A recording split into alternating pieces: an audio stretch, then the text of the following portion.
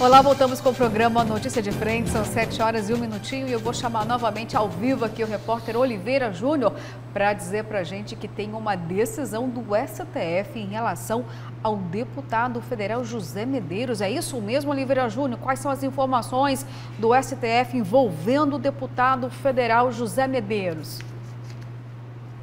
É isso mesmo, Luciana. O deputado federal José Medeiros se envolveu novamente em mais uma polêmica, né, Luciana? O ministro Alexandre de Moraes, logo quem, do Supremo Tribunal Federal, determinou a abertura de um inquérito para apurar a fala racista do deputado federal José Medeiros do Podemos. O parlamentar se manifestou de forma discriminatória em seu perfil no Twitter. De acordo com o inquérito, preste atenção na data da publicação aqui.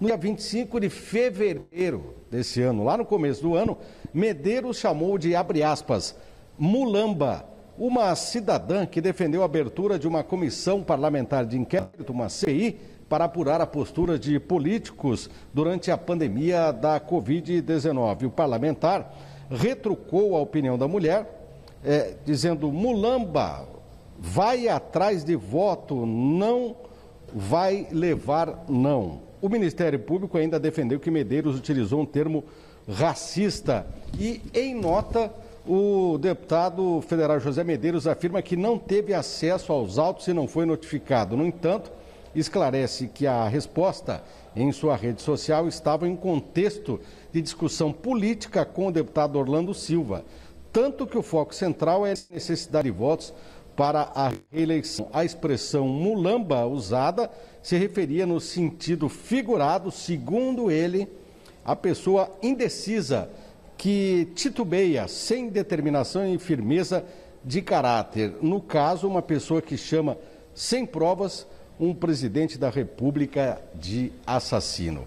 Fecha aspas e anota de esclarecimento do deputado federal José Medeiros, que mais uma vez se envolve uma polêmica, diga-se de passagem, desnecessária. Voltamos com você. Antes de encerrar, Luciana, deixa eu aproveitar para mostrar imagens ao vivo aqui do nosso cinegrafista Nilton Oliveira, do tempo chuvoso na capital nesse momento, né? Desde a madrugada começou a chover, engrossou um pouco a chuva agora e você vê aí o tempo fechado aqui na região central da cidade. Nós estamos aqui na série do Grupo Gazeta e você vê ao fundo as imagens da região central, né? Uma mistura de neblina com chuva, né? Olha só que imagem bonita, a temperatura caiu um pouco, mas a previsão realmente é de chuva durante todo este final de semana. Sextou molhada. Bom dia para vocês e bom final de semana. Bom dia, Oliveira, obrigada por essa imagem linda. E agora que eu digo, nem parece Cuiabá. Esse cenário, né, é bem distante daquilo que a gente é tão acostumado com o clima escaldante. Mas essa chuvinha, gente, é algo assim espetacular. E eu já estou pensando aqui, meu pijama nesse final de semana, porque uma chuva dessa eu gosto de curtir, viu? Pipoca. Em casa, é isso mesmo. Obrigada, Oliveira, pelas informações e por essa imagem linda aí. Bom, gente, mas agora eu vou falar algo que não é nada lindo, né? Vamos falar sobre a conduta, o vocabulário do deputado José Medeiros, que vez ou outra sempre acaba trazendo polêmicas em relação ao seu comportamento. Eu vou ser muito sincera aqui, viu, gente? Daniel, Kleber, em algum momento eu já disse, meu Deus, como você tá mulambenta. Quando eu digo isso, ou mulambento, é porque você tá mal vestido, ou eu estou mal vestida, mesmo eu falo, meu Deus, estou mulambenta hoje. Mas a conotação ali foi com uma outra intenção, foi de ferir a imagem daquela pessoa. Nós também precisamos entender que não é mais bem-vindo esse tipo de colocação. Ou estou errada, Daniel? No contexto que ele se expressou, só a questão, gostaria de perguntar, se fosse uma mulher branca, ele chamaria ela de mulamba também? Essa é a grande questão, né? O contexto é interessante, importante para a manifestação. A questão é o seguinte, o deputado, ele tem se ocupado demais em querer, como diz os jovens hoje em dia, lacrar na rede social, né? E nesse afã, nessa ânsia de agradar o presidente, aos seguidores dele, ele tem se radicalizado muito em relação à forma como ele se comporta nas redes sociais. Já teve problema grave com isso e agora o pior de todos, né? Ainda mais desnecessário, na véspera do Dia da Consciência Negra, ele saber que vai ser alvo de um inquérito no Supremo pelo crime de racismo. Então, é no mínimo um ponto para que o deputado reflita se é importante, é interessante para ele, como político, como parlamentar, continuar nessa linha de conduta. E aí eu pergunto para você, Kleber Lima, amanhã feriado de consciência negra, é preciso ou não trabalhar ainda a consciência coletiva desta sociedade que infelizmente sempre manifesta o seu racismo? Luciana, é assim, eu vejo que o deputado perdeu uma oportunidade ao se manifestar ontem de pedir desculpas. É mais simples, é mais correto, é mais adequado, um gesto de humildade que poderia inclusive salvar a pele dele. Pede desculpas. Você tem razão, tem muitas palavras que a gente usa a vida inteira sem dominar o conteúdo ideológico. Vou te dar um exemplo aqui. A gente fala a vida inteira no tal criado mudo, né? Que é aquela mesinha de cabeceira que fica das camas, a maioria das camas, sobretudo as mais antigas, tinha. A história do criado mudo é um negócio chocante. Isso vem do período escravagista, que os escravos ficavam ali cuidando do sono das pessoas e tinham a língua decepada para não falar, para não atrapalhar o sono do senhor, do dono de escravo. E aí virou criado mudo, depois fez a mesinha, descobriram que uma mesinha era mais simples do que escravizar um ser humano para ficar segurando um copo d'água à noite, né? Que vem lá de trás ainda do tal do eunuco, né?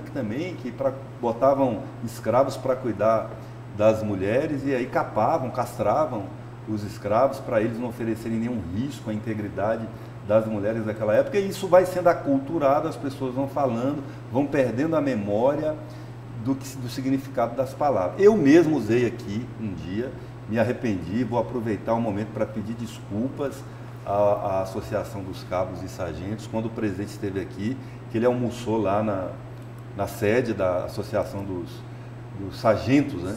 Lá na São Gonçalo Beira-Rio, e eu me referi à sede deles como tapera. Depois eu fui ver o significado e não é um significado apropriado, não expressa o que eu queria dizer em relação ao lugar, né? Eu estou pedindo hoje desculpas, aproveitando essa oportunidade, porque foi um erro que eu cometi por desconhecer profundamente o significado da palavra. Então, assim, mulambo, que a Luciana falou, que ela própria já usou, então não use mais. Hoje a gente aprendeu que é um termo pejorativo, que a origem dele é africana, que se refere aos escravos, e o significado não é mal vestido só, é sujo. É sujo, né? E a pergunta que o Daniel fez é brilhante. Ele utilizaria aquele termo se fosse num contexto de debater com pessoas brancas, e na explicação dele piorou, porque ele falou que estava debatendo com o deputado Orlando Silva, que é negro, né? Então piorou, Medeiros. Assim, tem hora que a gente precisa reconhecer que errou para não piorar as coisas e se comprometer a não continuar, a não errar mais, né? Não repetir esse tipo de ofensa. Tomara que o senhor aprenda com esse erro que o senhor está cometendo.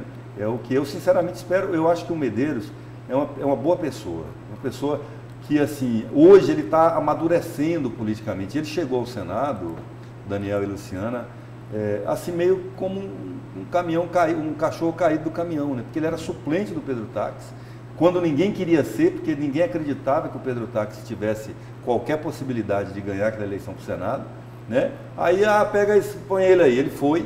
Depois o Pedro se elege governador, numa eleição surpreendente, e ele ganhou 4 anos e meio de senador sem fazer ideia do que é, nunca tinha sido presidente de bairro. Fez muita coisa no afogadilho, na precipitação, e hoje você tem razão, ele faz de caso pensado. Ele tem um negócio que o Wilson Santos, era um apelido do Wilson Santos aqui na política local, é uma doença chamada incontinência verbal, né? Que a vontade de querer, fala o que não deve, e ele hoje faz de propósito também para ativar as bolhas bolsonaristas, né? Para ficar muito aparecido. Pode ter um problema grave, que pode lhe custar ainda prejuízos muito severos. Ontem, para finalizar, o Senado aprovou uma mudança no Código Penal brasileiro, transformando a injúria racial em crime de racismo. A diferença básica é o seguinte: injúria é quando a vítima é um indivíduo, o racismo é quando é um coletivo. Então, assim, já foi aprovado no Senado, a injúria está virando crime de racismo, falta só a aprovação pela Câmara também, e a mudança essencial é que dobra a pena, em vez de 2 para 4 anos de prisão em regime fechado. Então, cuidado, todos aqueles que insistem em cometer, usar essas palavras de cunho racista para atingir as outras pessoas, porque elas podem ter problemas muito sérios com a lei daqui a pouquinho no Brasil. E todos nós temos que... A gente aprende o tempo todo, né, Kleber? Como você disse, a questão de aculturar. Até a própria língua portuguesa, né? O verbo denegrir, você vê, né? É impróprio. E assim, a gente acaba repetindo isso a vida toda sem refletir exatamente sobre o significado dela. Olha, gente, eu vou ler algumas mensagens. Hoje está corrido o tempo aqui, mas eu vou precisar dar um espaço curto, tá, gente? Mas vamos lá, olha só. Bom dia. O brasileiro comum nem sabe o que é mulambo. Na verdade, isso é perseguição política. Tem que analisar a contextualização, viu? Não é apenas a palavra não isolada em si, tá bom? Parabéns, Kleber Lima, por retratar referente à nossa associação de subtenentes e sargentos da Polícia Militar de Mato Grosso. Recebendo elogios aqui, Kleber, tá? Pelo seu pedido de desculpas. Bom dia. Sobre esse deputado José Medeiros, um criado mudo tem mais valor que ele. O Genivaldo, lá de Várzea Grande.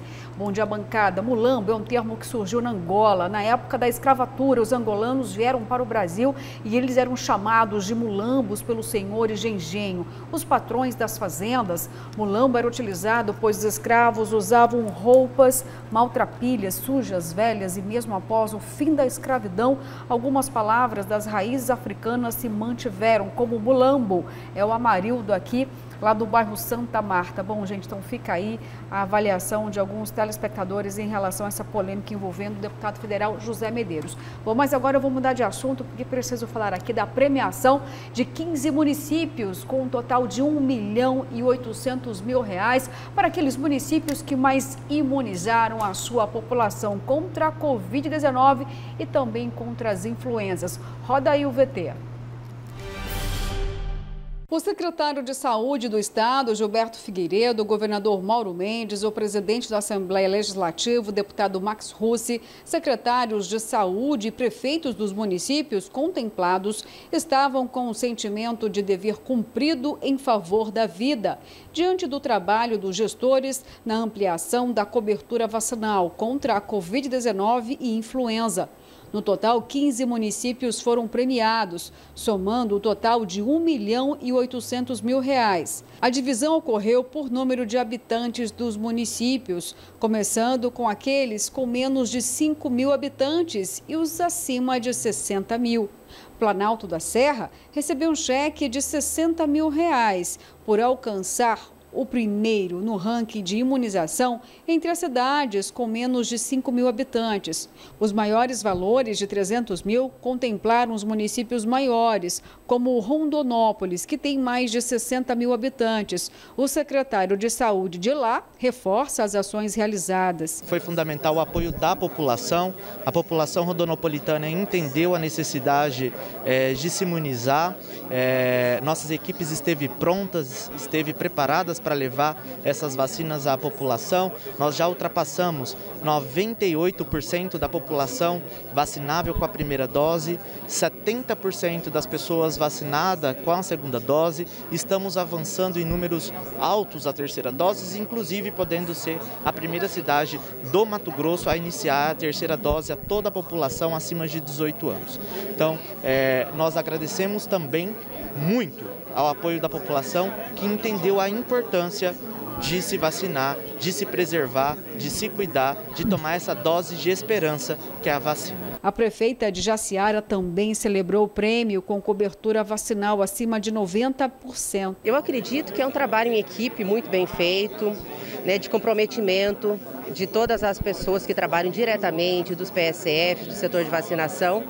Que não basta você só anunciar a vacina, tem que fazer um trabalho de ir até na casa, de buscar o paciente, e esse trabalho foi muito bem feito, por isso que hoje a gente está sendo aqui vencedor, né, do prêmio de primeiro lugar da nossa categoria. O município de Campo Verde também foi premiado. O prefeito agradeceu a população e reconheceu o esforço feito para conscientizar a população sobre a necessidade da imunização. A equipe nossa da saúde, ela se convenceu de que essa missão da vacinação era muito importante para o município. colocamos toda a equipe de maneira muito consciente a fazer o melhor trabalho. Conseguimos fazer isso, né, com bastante excelência, tanto é que nós atingimos aí mais de 100% da primeira dose, chegando a vacinar mais do que nós tínhamos de pessoas, né? Então, assim, levamos aos nossos servidores a necessidade de fazer um trabalho que realmente tivesse resultado com a baixa da Covid, com a menor quantidade de contaminados e, consequentemente, menor número de afetados, né? O governo do estado não vai parar com os incentivos à saúde. 65 milhões já foram anunciados, o que inclui até compra de implementos. E a campanha em prol da vacina vai continuar. Programa desenhado para um cenário de 4 anos. Não se trata de um programa lançado apenas para avaliar cobertura vacinal, que tem um investimento em infraestrutura nas 16 regiões de saúde, tem um investimento da central de imuno nas vacinas nossas, que foi recentemente inaugurada aqui em Cuiabá pelo governador, investimento em campanha publicitária de convencimento da população, com o objetivo de ampliar a cobertura vacinal de todas as vacinas. O que nós vamos fazer aqui hoje é a premiação do primeiro recorte, da primeira etapa, que foi estipulado uma meta até o mês de setembro. Já finalizamos os dados e hoje nós vamos premiar 15 municípios que tiveram melhor performance da vacina da influenza e da Covid-19. Bom, gente, mostrando aí então a premiação de R$ 1.800.000 nessa primeira etapa de incentivo aos municípios.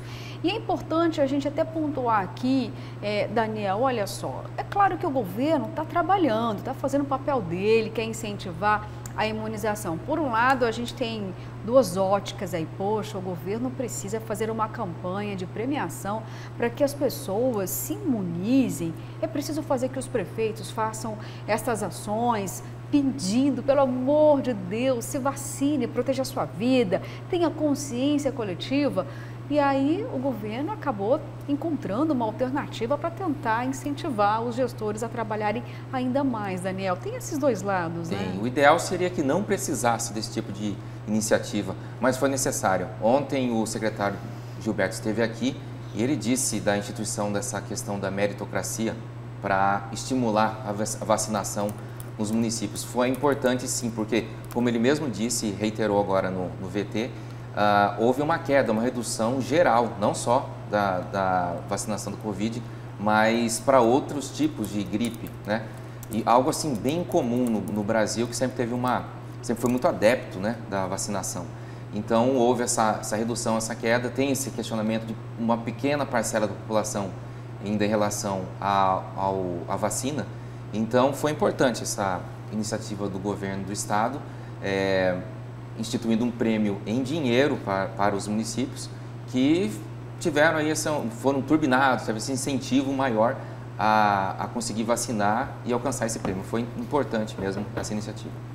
Kleber Lima, só que esse dinheiro, gente, não vai para o bolso do prefeito. É importante que a população tenha essa compreensão. R$ 1.800.000, eles retornam para a própria saúde daqueles municípios premiados. É isso, Kleber? Isso aí, muito bem lembrado, Luciana Gavilha.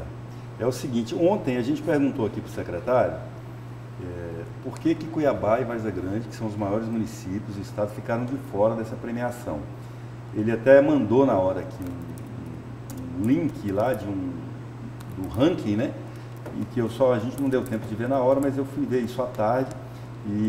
Mas ele deu uma explicação aqui. Ele falou, olha, não significa que Cuiabá e Várzea Grande foram mal, que eles tiveram uma performance ruim. Significa que os que foram premiados tiveram uma performance melhor, né?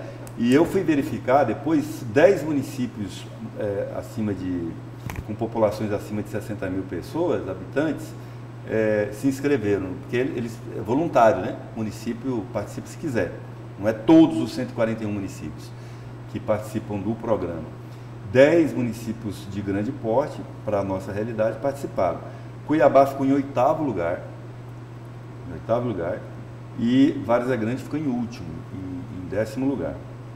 E eu vi lá que o problema de Cuiabá e Várzea Grande não foi nem na vacinação da Covid, foi na vacinação da influenza. Cuiabá, por exemplo, só atingiu 51% da meta, né? Muito baixo.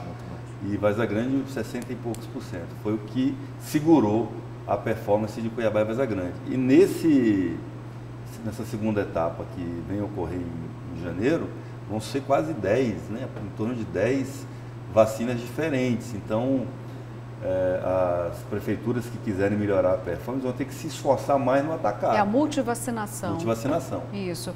É isso mesmo, bem lembrado, viu, Kleber? E essa foi a situação, porque a gente sempre mostrou aqui a criatividade do município de Várzea Grande. Olha, acabou colocando o Corujão, fez horário estendido em muitas unidades, descentralizou de forma acelerada os pontos de imunização. COVID. Então, para Covid, né? E da vacina contra a influenza, por exemplo, nós sabemos que existem grupos prioritários, mas chegou um momento, Daniel, em que a população prioritária não aderiu e Várzea Grande disse o seguinte: gente, a vacina para a influenza é para quem desejar. Tem aqui sobrando no município, vem tomar a vacina contra a gripe. E mesmo assim os índices ficaram lá embaixo. Ou seja, o município fez o papel dele, fez campanhas alertando o tempo todo, Daniel. Talvez tenha faltado essa iniciativa por parte de Cuiabá também, divulgar, comunicar um pouco melhor. Os grupos prioritários já vieram, não atingiu a meta, agora vamos ampliar para a população inteira, né? E uma outra lição que também pode ficar para a saúde pública de Cuiabá para o ano que vem é essa descentralização do processo de imunização, né? Enquanto outras capitais, vamos comparar aqui com a próxima, que é Campo Grande, logo no começo eles já pulverizaram para 30, 40, 50 pontos de vacinação da Covid, enquanto Cuiabá estava com 1, depois 3 apenas, né? Então, dotar o município de estrutura para que consiga dar essas vacinas, esses imunizantes em todos os postos de saúde, né, para o ano que vem. É isso aí, gente. E falando ainda... Oi, pode falar. Né, Luciana? Desculpa, que Cuiabá também ainda teve esse problema aí do troca-troca de secretários. Né? Exato. Em plena pandemia. Quantos que que caíram nesse último ano e meio? Uns 5, 6? Aí é difícil ter continuidade. Buarque, Elisete já foi lá no primeiro foi mandato. A primeira, eu digo agora nesse último ano e meio, né? Esqueci o nome da Vem secretária. Vem do Luiz Antônio Poças para cá. Isso. Foram 7 secretários, né? No total, né? Mas desde o primeiro mandato do Emanuel. Na pandemia é do Luiz Antônio Poças de Carvalho para cá. Do ano passado para cá. Então tem uns 4, né? Foi ele, depois que é a servidora do Estado, a Ozenira, depois o substituto da Ozenira, e agora esse que está aí, que eu nem sei quem é. Nós temos aí a coordenadora de imunização de Cuiabá, Valéria de Oliveira, a gerente, a Flávia, são 2 guerreiras, viu? Vou até aproveitar aqui para enaltecer o trabalho dessas 2 gestoras, servidores que tanto trabalham em prol da imunização, já que houve esse problema cúpula, que você disse da cúpula, mas a gestão, viu, a coordenação, inclusive elas foram muito bombardeadas no início, porque a imprensa cobrava muito a descentralização da vacinação em Cuiabá. Talvez esse tenha sido o primeiro grande problema da imunização contra a Covid aqui na capital, porque no início, gente, era só no centro de eventos do Pantanal. Longas filas se formaram, um drive-thru parava a avenida, lembra? E nós cobrávamos aqui, poxa, vamos colocar as vacinas nos postinhos de saúde para facilitar. Então, Cuiabá teve esse problema. Olha só, o programa está chegando ao fim, mas eu gostaria de fazer uma ressalva aqui muito importante, viu? Eu recebi inúmeras mensagens dizendo o seguinte: Kleber Lima, eu não sabia o significado da palavra criado mudo. As pessoas estão chocadas aqui, elas não sabiam sobre isso, aprenderam hoje aqui em relação a esse conceito que se traduz do escravo à época. Muitos tinham até a língua então decepada para ficar lá velando o sono do seu senhor. Pois é, essa é a conotação e as pessoas estão indignadas, não sabiam, estão até agradecendo, foram inúmeras mensagens, viu? Sim. Estão até tristes por imaginar que isso, essa mutilação, esse crime era cometido aqui no Brasil, Daniel. Hoje trocar o nome para mesinha mesmo, tá bom. Hoje a mesinha de cabeceira. A mesinha da cabeceira, exatamente. Bom, gente, então vamos ampliar a consciência. Para eu falar do estadualidade, que também o nosso telespectador ontem mandou, o Tony Lira, eu vou ler aqui porque não é no sentido de que eu empreguei, né? 10 segundos. Comparei com o municipal, mas fala assim, os politólogos desenvolvimentistas consideraram a estadualidade como uma forma específica de desenvolvimento político, onde surge um centro político de estruturas diferenciadas. Uma estadualidade que teria a ver com um processo de diferenciação de funções, ou seja, meio inventada a palavra. Pois é, gente, Mas eu entendi pouco, tá? Olha, fiquem com Deus, um bom feriado amanhã, mude a sua consciência e também as suas ações, tá? Muito axé! Eu espero que segunda-feira, às 6 horas em ponto, gente. Curtam aí a chuvinha.